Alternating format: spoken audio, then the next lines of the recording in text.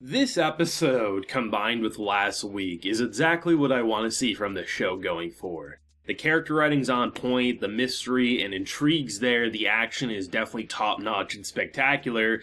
OST's still blowing me the hell away. Wouldn't be surprised if this is in my top 3 soundtracks of the year, if I'm being honest. I mean, the Fate Zero vibes are definitely there, and that's always a good thing. But Noe's character has surprisingly grown on me, I have to say, because it's always interesting when you have two very polar opposite opinions on how to deal with an objective, right? And when the objective is vampires going insane, and someone is saying they're too far gone, and another is saying, how dare you, they're one of my people, or it's a person, or we recognize her as a nice kid moments prior. It's always interesting to see what an author will do with that premise, and this is definitely one of the more rare cases where a character has snapped, has been enraged and pissed off, to then coming to his own realization that he was placing his own ideals on someone who never said he would follow them. I think when you really look back, I think it was in episode 1 towards the very end of the episode, he told him exactly what he was gonna do. I will do what I want, how I want, when I want. Your opinions mean nothing. That's pretty much what he said to him. That he is the doctor will be in, he will cure who he can, and anyone else who is too far gone is going to end up dead. And while Noe has no obligation to be okay with, say, the child's death in this episode, he also has no reason to feel betrayed to someone who, even he admits towards the end of the episode, they're not friends, they're not family, they're not this or that, they're really acquaintances, and just their objectives happen to overlap more times than not. But someone like Vanitas isn't doing anything that he said he wouldn't, right? It's not like this is someone who says, no way, I promise you, if someone's too far gone, I'll put them in a cage, I'll find a way to cure them. No, he never said as much, and there's definitely going to be points where he's going to kill. And Noe has every right if he wants to try to stop him, though physically and I think magically, I guess you could say, I don't think he can really compete with him. So it was a very interesting dynamic, I have to say, and the fact that he ends up apologizing without really admitting to what he's apologizing for, I think is a really interesting turn of events. There's so many points where you just don't know what to feel or how to feel, really. And this episode was definitely chock full of them. Our boy comes in, and I mean, last week was brutal enough, it was twisted enough. I mean, he got a goddamn disclaimer, right? And then in comes this episode, and we're getting a Full Metal Alchemist just situation, and you know what situation I'm talking about with the Defiguration transformation. That's the best way I'm gonna put it. But the idea that you have a kid who we saw in last week's episode, very nice, very sweet,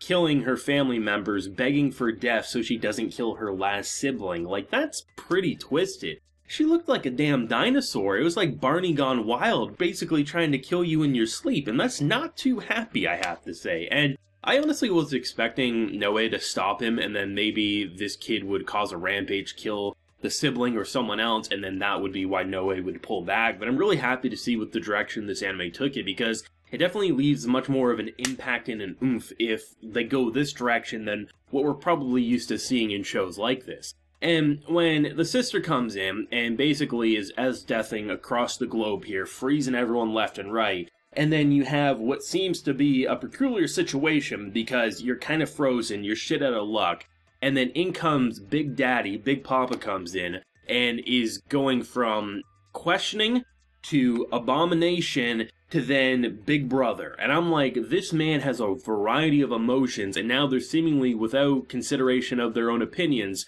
forced under his care, and that care dissolved the situation at hand, but is he really going to be a friend, or is he going to be a foe? I have no idea. When you can have someone like Dami, who has such authority and she kind of just radiates brilliance, and then she ends up just tied up so casually from her sister, like, how do you deal with this situation? Like, how do you progress? Because so far, Noe's been very easy to bend to our boy's will, right? But Vanitas is kind of like the character who feels like he wants to be the leader, and if people don't agree with his methods, he tells them to go F themselves, and then he moves on. But these two characters, I don't know if he can do that. And it's interesting because he's so casual about how he says things, and sure, the big speech he gave a couple weeks back, or last week, I forget which, where he's like, I'm gonna save you vampires while basically threatening them, even Noe fell for it, and I firmly believe it was just his way of getting authority, but he still has that mysterious aura that you don't quite know, is he truly friend or foe, And being a viewer, that's a good thing, because having a character like him with that much power, not knowing if he's friend or foe truly, or if he's just kind of a chaotic neutral and can do a bit of anything, you're kind of glad you are a viewer and not a character having to deal with the threat of, is he actually going to hurt you or not? I think the production of this episode was quite interesting because there was action, but it wasn't to the same degree that we've seen before, so these spectacles that was almost always there, from the almost like glowing mystical aura to just the quick slashes. I mean, it was pretty intense, and they kicked the episode off with some amazing detail to this charlatan and this just horrifying monstrosity. The transformation on a visual level to this creature, from the ghostly and just ghastly aura to then the female image of it, and just how it's very much targeting Noe, and Noe was so close to giving the true name. It's going to be interesting. I mean, I'm still firmly suspecting that this core is going to end on some form of crazy cliffhanger. Now, please no spoilers. I don't know the source material and I don't want to know if there is or isn't. But it just feels like it would be like the perfect opportunity to end with either a giant wedge issue between these two characters, or something involving the charlatan and something to that nature, possibly a big death. Who knows, right? But I mean, it's interesting because the relationships are definitely forming, the love interests are there. The bromance that's not really a bromance is kind of okay, I guess. They're kind of on a mutual agreement as of right now. It'll be interesting to see if this will be a point where they really start bonding properly, because now Noe isn't forcing his own ideals, which then will become betrayal that never should have been considered betrayal to begin with.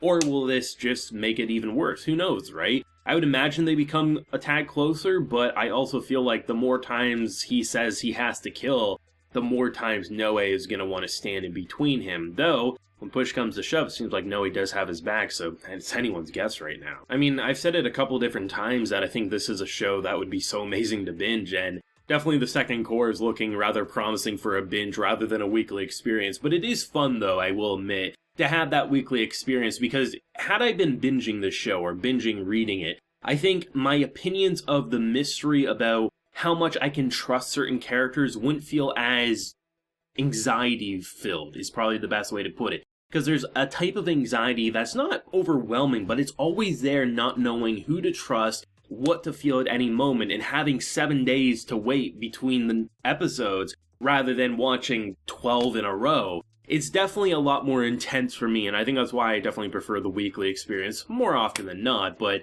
had I discovered this show when it was over and I binged it, I don't think I would have been crying that I didn't watch it weekly. I was just say I'm glad I experienced it sooner rather than later. Let me know your thoughts and definitely theories if you have any on where the story and characters might go from here. Leave a like if you enjoyed and subscribe if you're new around here. So until next time, everyone, please take care and have a good one.